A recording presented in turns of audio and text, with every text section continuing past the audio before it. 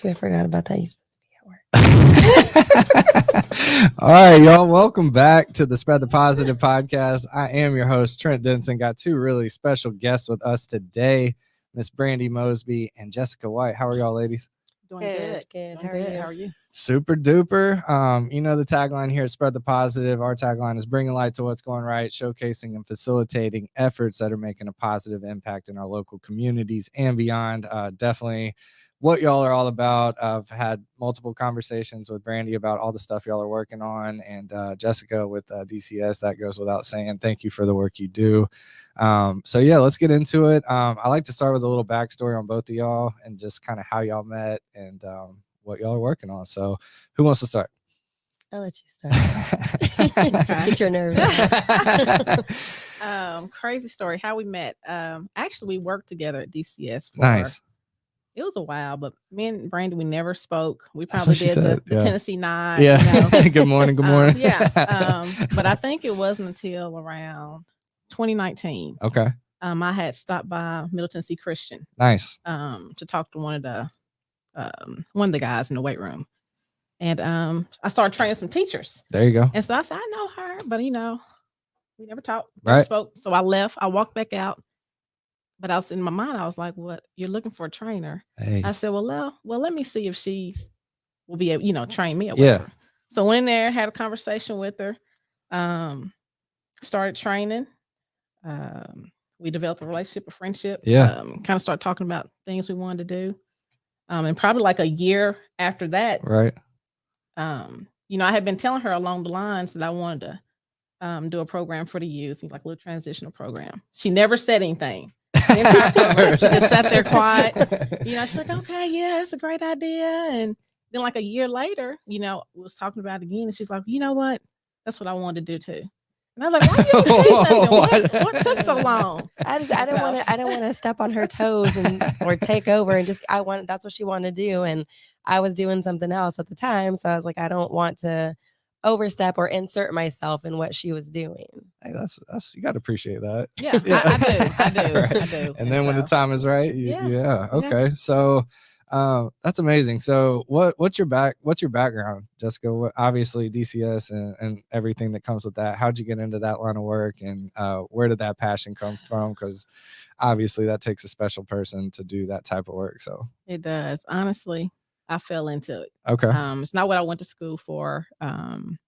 I had started working with at-risk youth at the Genesis Teen Learning Center. Mm-hmm. And from there, I got on with DCS. Okay. So I've been doing juvenile probation for about 11 years now. Gotcha. Do you know Pastor Mike by chance?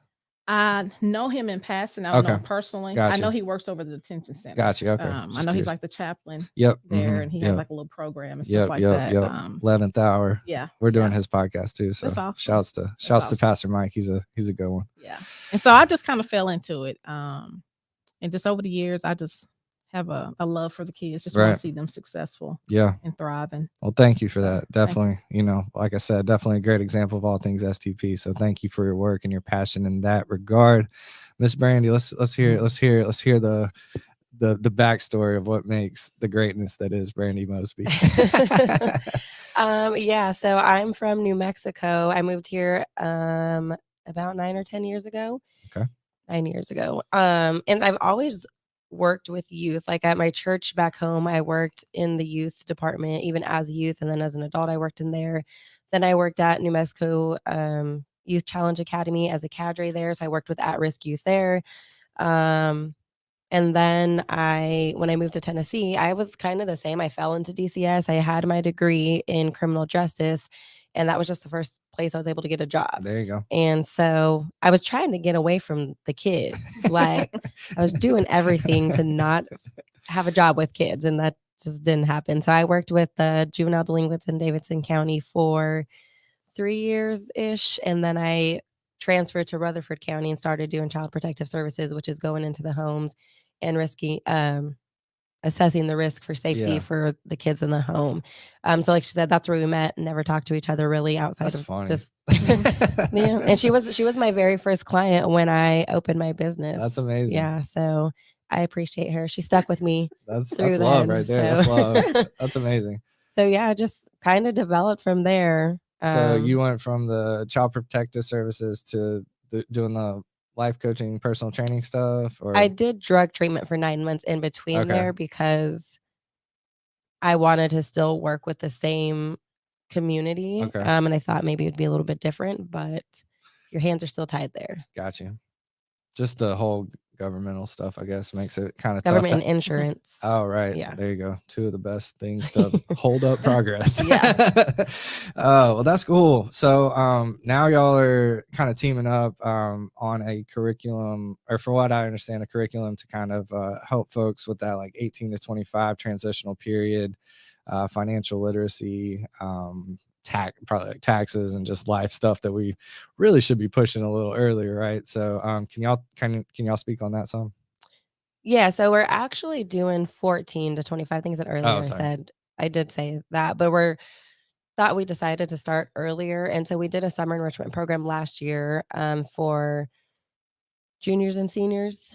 And that went really well. We just did a 2-week program where we taught on, so all of our core things that we want to cover is personal development, career and education, health and wellness, communication, and financial literacy. Man, And so that's everything. Yeah, Yeah, that's all the things you need. Check all those boxes. You're probably doing okay, right? Yeah. So we did That's a awesome. 2-week program. We had guest speakers who that's their field of expertise. They came in, they talked to the students that signed up for the program. We did what we call shadowships. Okay. That's where they go into a business of interest, or not even necessarily a business of interest. We set up specific businesses for them to go shadow because we're trying to give them exposure. We want them to go in and look at different career fields and see if they have an interest of that, or if they're like, I totally hate that, I don't want to do it. Yeah. So yeah, I'll let you kind of say about the older age group, what we've done so far. With the older age group, we've had a real estate class. Nice. And we had real estate agent along with the mortgage broker to there you come go. in.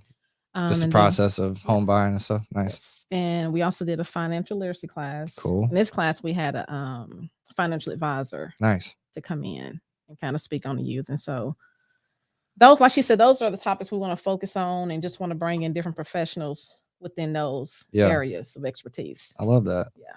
So where y'all at with it? What's on deck? What are y'all working on? All that. Well, the next class we got coming up is on December 11th. Okay.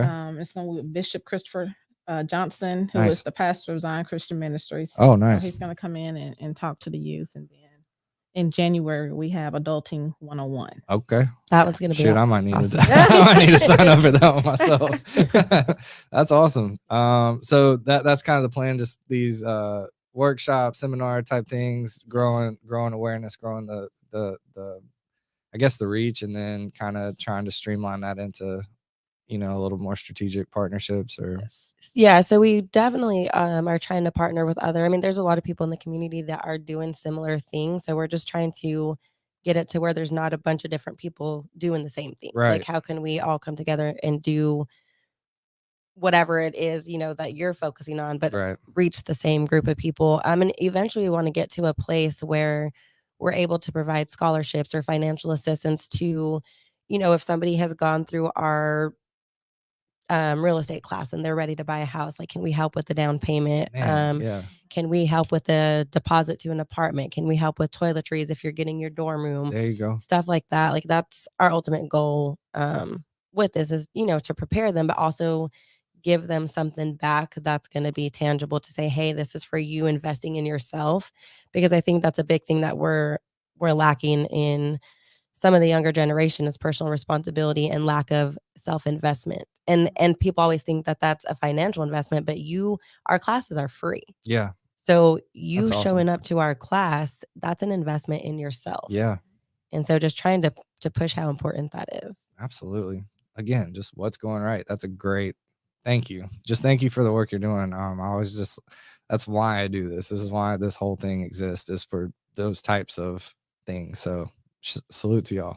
That's why we are here. And speaking of, one of the signature questions I always ask our guests is, we get enough of what's not working. We get enough of the doom and gloom, the bad stuff. Can y'all each just kind of speak on obviously what y'all are doing is a great example, but I always just like to hear any other examples of either people, organizations, businesses, charities, whatever that you would consider going right. What's making a positive impact here in your life, or the people that you see on socials or anything like that? Let me go first. So I've actually met, I mean, as I said, I've been in Murfreesboro for 9 years, and I have never met as many people in the 9 years as I have this year. Nice. Like, yeah, I probably could count on one hand how many people I met in the past 8 years.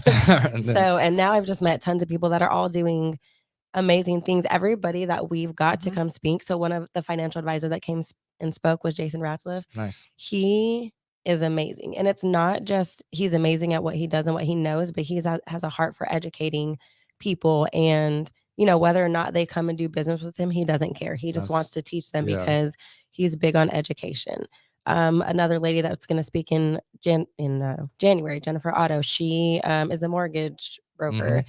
She's the same thing. Yeah, she just has a heart salute for to Jennifer. She's a good one. Yeah. Big old heart. Yes. She's a great human being. Yeah, her and Jason actually connected, and I was like, well, that's going to be like an explosion. Oh, yeah, that's some good energy in that. Yeah. But she's going to be our January speaker. She's amazing. Again, same thing, has a heart for helping people and just educating them. Her classes, she does classes in Smyrna. Those are all free. Ed Grimes. Shouts to Ed. He's doing, he owns Murfreesboro or co-founder of Murfreesboro Rescue Mission. Nice. He is an amazing human being. He has this tremendous transitional plan that he's created to help get the homeless off the street. So I could go on forever with lists of people that you don't hear about them because they're doing stuff, you know, that they're not out there trying to get accolades for it or trying to be like, hey, look at what I'm doing. So it's hard. It's hard to find them because they're just doing it behind closed doors. But once you do, you get to see like how great they really are. Man, thank you. That's amazing. Yeah. Like Brandi said, it's just so many people are doing great things in the community. We have Stephanie Morgan, who we had to come in. Nice. She was one of the speakers. She was actually a former teacher with PCA. Nice. And she's tapped into the real estate field. And so she came in. Awesome woman of God. Yeah. There you go. Really great heart. And so that's the kind of people we want to connect with. Absolutely. We also have Bishop Christopher A. Johnson. He has a program called Man Maker here in Murfreesboro. And same. Yeah. Heart for people, heart for the youth.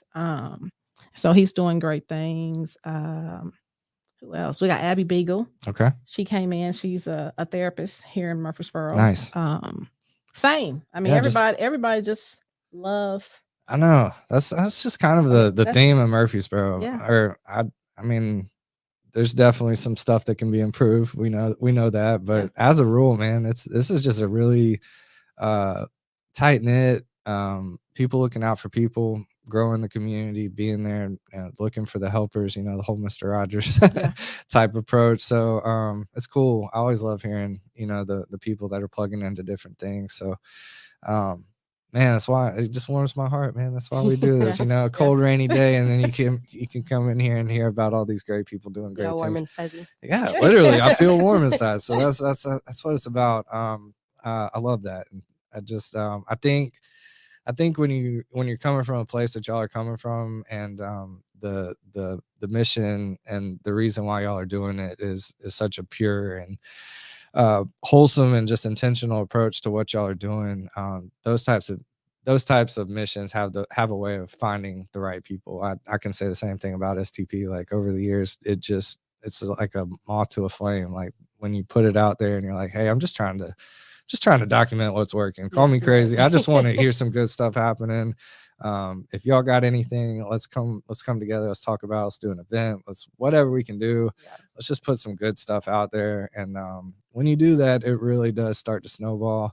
I'm starting to see that, Brandi bringing the show unapologetically, me, part of the network coming over. Can you speak on the origins of that a little? I just, like we were talking off mic, I'm excited to have that type of show on the platform, because as a rule, I've kind of steered clear of controversial things, quote unquote. That's my middle name. Yeah. but just seeing you in action, we did the episode with T Banks a couple days ago, and it was just really cool. Like y'all had different opinions, y'all had different things that y'all were kind of, I mean, tough topics really, and just y'all's ability to kind of navigate that, be like, you haven't quite got me all the way there, but I appreciate your perspective and stuff like that. So can you just speak on Unapologetically Me for a sec? Yeah. So when I was in health and my health and life coaching school, like that was one of the things, like that's one of the lessons is about communication. And then I read, like shortly after that, I read The 7 Habits of Highly Effective People by Stephen Covey, Nice. which is an amazing book. If you haven't read it, you need to read it. And one of the things that he talks about in there is just having empathic communication, which, you know, if you ever listen to anybody, like in mental health, they talk about active listening. Yeah. You know, show that you're listening, make eye contact, do all of these things. But that doesn't get as deep as empathic communication, where I'm showing you empathy, where I'm saying, hey, I understand, and I'm acknowledging your feelings. I'm what's the word? I'm validating your feelings, whether or not I agree. There you go. I am validating that this is how you feel about whatever the situation is, and realizing that everybody's, I mean, T said it on the podcast, like exactly, like Yeah. everybody has a different perspective based on how they grew up, where they grew up, what their parents were like, and expecting you, because we're the same race, or because we're both women, or because we both grew up in church, to agree with everything that I have to say is unrealistic.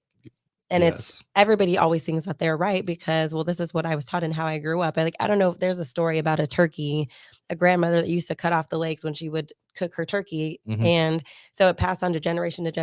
And finally, you know, the 10th grandchild or whatever, they asked, like, why do you do that? Well, I don't know. It's what my mother did.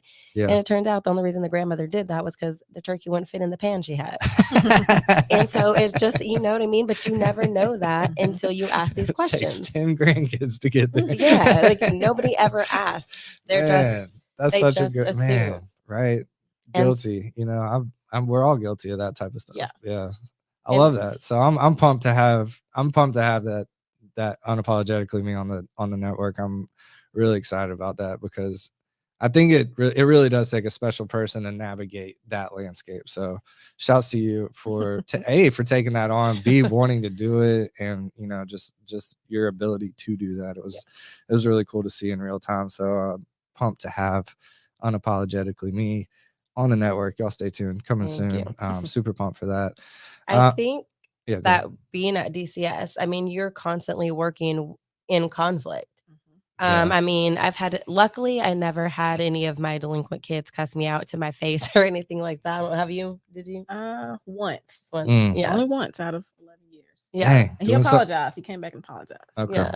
So, but I think working there, it kind of helps you build that of learning how to listen, understand. I had even parents, I hardly ever had cuss me out, but I had one lady, I was scared to death of her because everybody like built her up to be like, oh my God, she's so scary and she's going to do this. And she doesn't like any caseworkers that she's had. And I was like, I didn't call her for 3 weeks, which was outside of my regulation, but I was like, I'm too scared to call her. And so when she actually ended up calling me, and she just went off, like was going off. And I just sat there on the phone. And when she was done, I just calmly explained to her the situation. And so we scheduled a home visit, and I got there to the house, and she just looks at me and she said, I don't think I'm gonna have to cuss you out. And I was like, well, that's a great way to start. Yeah, I apparently was the only caseworker that she ever liked. Anytime she got a case after that, she only wanted me. And I was like, look, we're not that kind of relationship. So, but I think that prepares you for that because you're constantly having to de-escalate situations. Yeah. So. Man. You got anything to add to that, Jessica? I mean, over the years and just being able to navigate the difficult folks, I guess. I mean, like she said, I mean, I think after a while you become immune to it. Yeah. And so, I mean, it's no point in you going back and forth with them. It's just only that's, you know. Yeah. And so that has helped a lot of ways in my communication as well. Yeah. I mean, it's a tough job to be in. And so you find yourself doing things you probably wouldn't typically do, or not responding to certain things you normally, would. So the positives from that. Yeah. So. Well, thanks again. Thank you for that. I mean, just thank you straight up and down for all that, all your work, all your passion, all the trials and tribulations that come with that type of work. Special people for that type of role. So that's something to celebrate. Do you have any, like, what's on deck for you? You got beyond the curriculum and all that. You got anything else you want to kind of plug or share or anything like that? No, not necessarily. I'm still trying to tap into that what's next. Yeah. I know how that goes right now. And so I'm just kind of helping my husband with the business. We have a mobile detailing and pressure washing business called Ultimate Cleaning Services. Nice. So if you need your car there you detailed, go. Hey, plug away. That's Ultimate what Cleaning we're here for. Services, Plug away. who you need to contact. Okay. Michael White. Okay. Outside of that, that's it. You know, my kids are active in different sports, so I'm kind of being pulled in a few different directions. Yeah. So, super mom and wife. And superhero on the DCS front. So, salute to you. Thank you for all that. That's again, just what's going right, in my opinion. So she's a bit modest. She also got her master's last year. Wow. Got her master's last year. She has a catering business that they do occasionally. Plug away. Smoke 'em low barbecue. Okay. Gotta roll some smoke, huh? I love it. What's that called? Smoke 'em low. Smoke 'em low. Smoke 'em low. We don't smoke 'em high. We smoke 'em low. Let's go. I'm gonna put that we'll put that in the notes for sure. We'll have all the links for that. Well, that's amazing. Thank you again. Just thank you for all the work y'all are doing. I'm pumped to be involved in any capacity, anything we can do to help. If y'all ever need a studio, please don't hesitate. Anything we can do to help, we're here for y'all, and pumped to see where it goes and all the people that y'all are gonna positively affect. That's what it's all about. Spread the positive, right? Right. Anything else we need before we wrap up? I just want to say thank you for having us. Yeah, for sure. I love what you're doing. I got a chance to, take a look at your site. Yeah. And it's needed. Yeah. It's needed. So we appreciate you. Hey, thank you. Thank you. Brandi, you good? Yep. Same. Just like she said, there's so much negativity in everything, and it's hard to see the positive through that. Yep. Nobody wants to talk about the good things that are going on because it doesn't bring. Blows my mind, man. Right. I think if it that doesn't people bleed, it doesn't read. Shut up, man. I hate that. I think people subconsciously thrive off of, not everybody, right? But I think a lot of people, and it could be from past childhood trauma stuff they haven't dealt with, but they thrive off of the drama. They don't know how to function without negativity because that's what's pushed so much, or they haven't healed from it. And so it's like when something positive happens, it's like, oh, that can't be real. Like, that's not happening. Keep it moving. Right. Who cares? No, exactly. I hate that. So I love this. Yeah. We're going to switch it up a little bit. We're going to try any type of counter to that. That's what since I was this big, I hated the news, man. So I've been coming for them for a long time. So, hey, we're going to switch it up. And there's a lot of great stuff happening, and you shouldn't have to look for it, but we're going to try to, my friend Jen calls me a flashlight. She's like, you're just out here shining stuff on good stuff. I'm like, that's it. Call me the flashlight. So, right.